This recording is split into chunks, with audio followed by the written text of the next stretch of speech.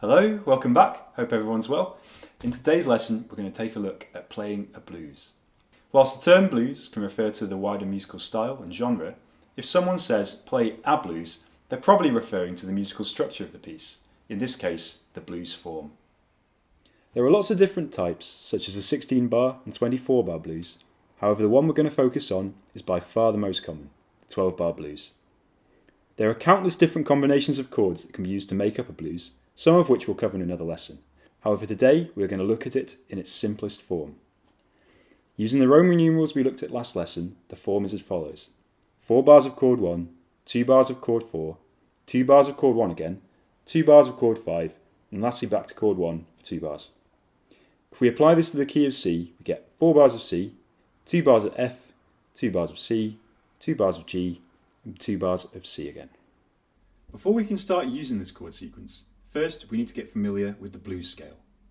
Like with regular scales, there are major and minor variations. We'll start with the minor as it's the most used. Here are the notes. C, E flat, F, F sharp, G, B flat and C. With all scales, I think it's really important to start improvising and making music with them as soon as you can. So once you're comfortable with the notes, this is the next step.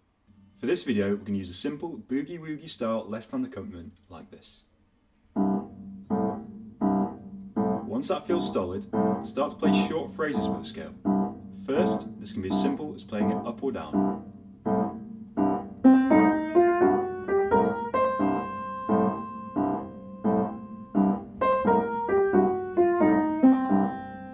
Then, start to experiment by rearranging the notes to create melodies. Call and response is really useful here.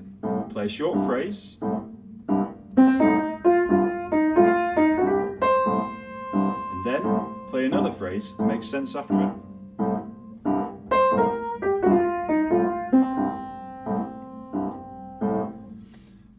Think of this like question and answer. Doing this helps your improvisation to have a direction. At first, if it feels too hard to improvise as well as playing the left hand, it can be useful to use a backing track instead. I've linked a couple in the description.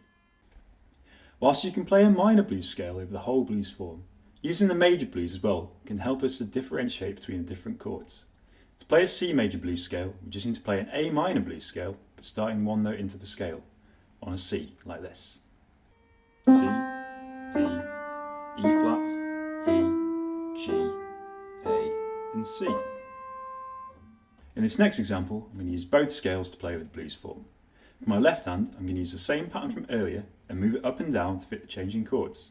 Once again, if at first you're finding it challenging to improvise over the left hand pattern, just practice improvising with the right hand over the 12-bar blues backing linked in the description.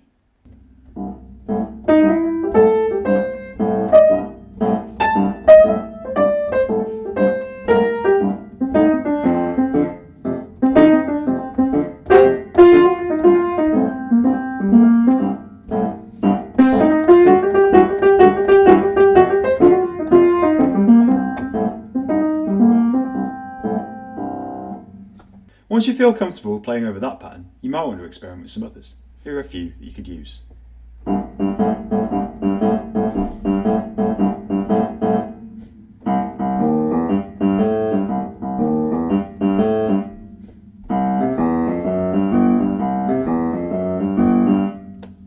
Learning to play with these left-hand patterns is a great way to develop our hand independence and strengthen our left-hand technique.